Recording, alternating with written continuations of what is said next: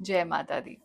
तो आज से जो है सर्वपितृ अमावस्या खत्म हुई और हमने अपने पितरों को दिया जला के तर्पण करके उनको भेज दिया उनके पितृलोक और उनसे ब्लेसिंग्स ले ली बहुत सारी, और ताकि वो रहें हमारे घर के आसपास, हमारे घर में, हमारे परिवार पे ब्लेसिंग्स देते रहें।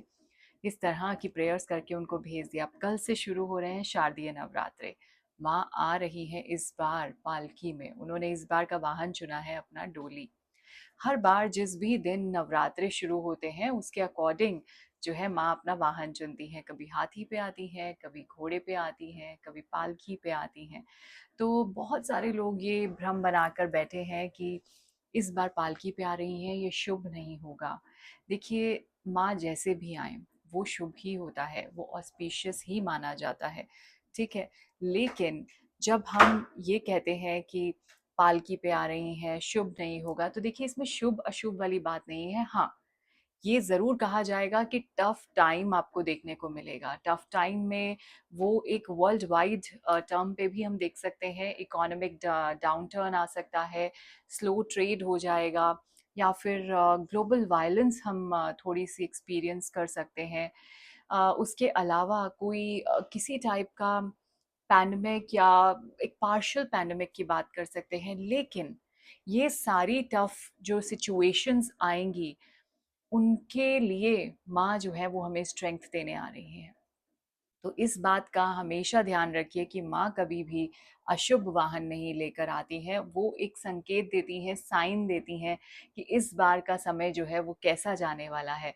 और इन्हीं संकेतों को, इन्हीं सिग्नल्स को और ज़्यादा क्लियर करने के लिए हम क्या करेंगे।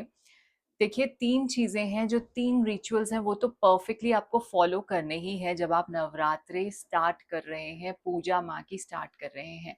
तो उसमें क्या होगा कि जब आपने माँ को सुबह का समय नवरात्रे प्रतिपदा के दिन 3 अक्टूबर से जो शुरू हो रहा है, तो घट स्थापना सबसे पहले होगी। और घट स्थापना का जो समय है, मुहूर्त है, वो है सुबह 6:07 से लेकर 7:21 तक का।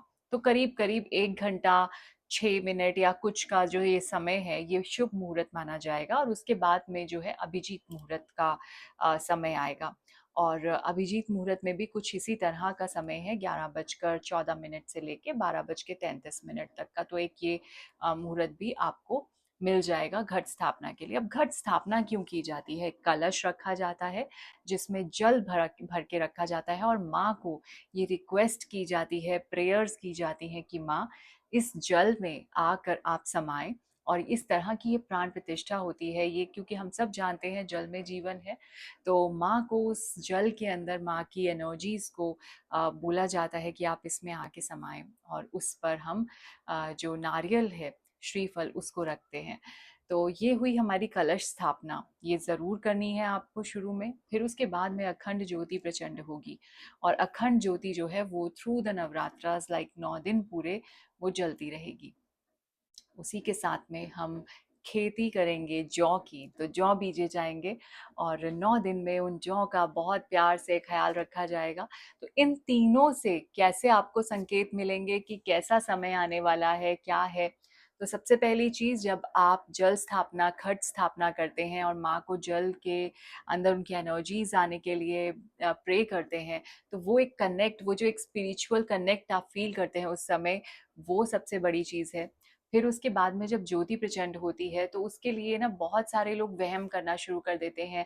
और इसका मतलब समझिए, जिस तरह से आपने अखंड ज्योत जला के विश्वास माँ के प्रति रखा कि रात भर भी आपकी ज्योत जलेगी मंदिर में, और ध्यान भी आप ही को रखना है। हालांकि हम उठते हैं, देखते हैं, पर समटाइम्स ऐसा होता है कि किसी कारणवश, चाहे हवा चल गई या कुछ भी हो गया, या घी कम हो गया, कुछ भी, एनीथिंग, एनी रीजन, लेकिन वो जोत जो है वो ठंडी हो जाती है। तो हम डर जाते हैं, घबरा जाते हैं, वहम कर जाते हैं, पता नहीं मुझसे क्या गलती हो गई, क्या नाराजगी हो गई, माँ ने ऐसा क्या मेरे में वो कर दिया कि मेरी जोत बुझ गई। वो जोत बुझी नहीं है, बस थोड़ी देर के लिए शांत हुई है, आपको ये बताने के लिए कि कोई बहुत बड़ा संकट था जो कि टल गया है। अब आप इस जोत को फिर से जला दें। और ये एक विश्वास है कि मेरा विश्वास नहीं मरा है, मेरा विश्वास कम नहीं हुआ है आपके प्रति, अभी भी मेरा विश्वास अटल है। तो वो विश्वास जो है, वो जोत के रूप में आप माँ के सामने रखते हैं, तो माँ के ऊपर पूरा विश्वास है हमें। और तीसरी चीज़ है खेती, जौ की खेती जो हम करते हैं। तो जब वो खेती होती है, आप उसका बहुत ध्यान रखते हैं, उसके आसपास भजन कीर्तन, अच्छा आके आरती करना, उसका ध्यान रखना, सुबह शाम उसको जल देना, ये सब कुछ करते हैं। जब ये पॉजिटिव एनवायरनमेंट मिलता है तो खेती बहुत अच्छी होती है, हरी भरी होती है, लंबी होती है।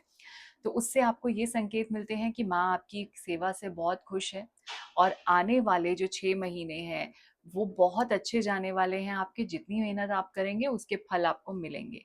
लेकिन कई बार ऐसा होता है कि कुछ भी घर में बहुत ज़्यादा कले कलेश चल रहा है, या बहुत ज़्यादा नेगेटिविटी चल रही है, तो आप अगर ध्यान नहीं दे पाते हैं खेती पे, और वो खेती अच्छी नहीं हो पाती, या कम होती है, पीली होती है, सूख जाती है बीच में ही, तो भी हम घबरा जाते हैं, डर जाते हैं, मायूस हो जाते हैं कि क्यों ऐसा हुआ मेरे साथ। तो ऐसा कुछ नहीं है, आपके साथ कुछ बुरा नहीं हुआ है, पर आपका टाइम जो है आगे का वो थोड़ा टफ आने वाला है, और उसके लिए आप जो है वो बिल्कुल प्रिपेयर हो जाइए। माँ आपके साथ रहेंगी, आपको आशीर्वाद देंगी, आपको स्ट्रेंथ देंगी। तो इस समय आपको यही मांगना है कि मुझे पूरी शक्ति दीजिए, जिससे आने वाला समय जैसा भी आए, जितना भी टफ हो, मैं उसमें लड़ जाऊं, मैं अपनी पूरी मेहनत दूं। तो ये कुछ 3 चीजें हैं, 3 रिचुअल्स हैं जो आपको फॉलो करने हैं। और जब माँ का जाने का समय आता है, नवरात्रि जब हम कंजकें बिठाते हैं, उस दिन हम कंजकें बिठा कर माँ को विदा करते हैं। तो शुरू करने से पहले, कंजकें बिठाने से पहले, माँ की पूजा शुरू करने से पहले, सुबह के समय यदि अष्टमी पूजते हैं या नवमी पूजते हैं, उस दिन थोड़ा सा कलश को हिला देंगे, और माँ को बोल देंगे कि माँ जाने का समय आ गया है। और ये हमेशा मन में रखेंगे कि जाने का समय आया है, लेकिन माँ की जो ब्लेसिंग्स हैं, एनर्जीज हैं, वो हमारे साथ ही हैं। और जब हम कंजकें बिठाते हैं उस समय उस जल का छींटा पूरे घर में आप देंगे, सब परिवारजनों को देंगे, ताकि ये जो ब्लेसिंग्स हैं, ये जो एनर्जी है, ये हमेशा हमारे घर में इसी तरह से रह जाए। और जो खेती आपकी हुई है बहुत अच्छी सुंदर ग्रीन, उसके कुछ जो जौ के ज्वरे हैं वो आप निकाल कर अपने घर के सेफ लॉकर में, जहाँ पे आप अपने एसेट्स, अपने मनी, अपने वेल्थ रखते हैं, उसमें आप रख दीजिए। अगले 6 महीने तक ये आपकी वेल्थ को इंक्रीज करेंगे, आपको ब्लेसिंग्स देंगे, माँ लक्ष्मी की ब्लेसिंग्स रहेंगी। तो इस तरह से फॉलो कीजिए नवरात्रों में ये रिचुअल्स, डेफिनेटली आपके ऊपर कृपा बरसेगी। Thank you so much, stay blessed and जय माता दी।